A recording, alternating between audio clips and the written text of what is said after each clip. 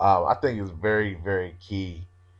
First off, that I start off by saying um, network marketing and MLM is a career, and a lot of people don't realize how much work it takes to be good at it.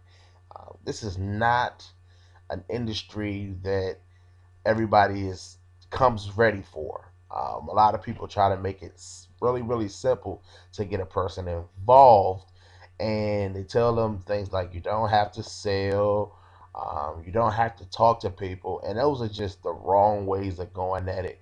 And from my perspective, I believe that those things right there really set a person up for failure. And when I'm talking to somebody about getting started in the MLM or getting started in network marketing, I always um, find out what their background is. I find out what they're good at, what their skill sets are, so that I can best use whatever those skill sets are to show them how they can fit within this type of business model. But I would never tell anybody that they don't have to sell anything, because that is BS. Like that. To be honest with you, most of you guys' positions within the company are sales consultants or sales reps or whatever, and you do have to eventually sell. Now, how much selling do you have to do? Can be limited. Is the product something that's going to kind of sell itself, where you're able just to present it, and the only part of the sales process that you really have to take a part in is demonstrating it or showing a DVD. But you are selling. You are always selling, and I think a lot of people are going to get in a lot of trouble over the next couple of years with using that term so loosely, telling people that they don't ever have to talk to anybody. And there are some people online who've had a lot of great success with building relationships, and like I always say, can put people in their deal at a push of a button. But those are unique few, and again, it's not duplicatable. The average person is not going to do it. So if you feel like, hey, you don't want to sell, then this may not be for you. But I believe that everybody in life sells something, and I believe that it's to their advantage if they get good at selling, okay, and get good at selling within a system, because most of these companies out here have sales systems, and I believe if a person just puts themselves in a position where they can learn how to fit well within that system, then they can have success in this industry. But just to flat out say that you don't have to sell, you don't have to talk to anybody, I believe that's BS, especially in this industry, because it's all about people, it's all about building relationships, and it's all about selling. Um, so you can have fun and you can make sales so easy that you don't know that you're doing it. But again, you are selling.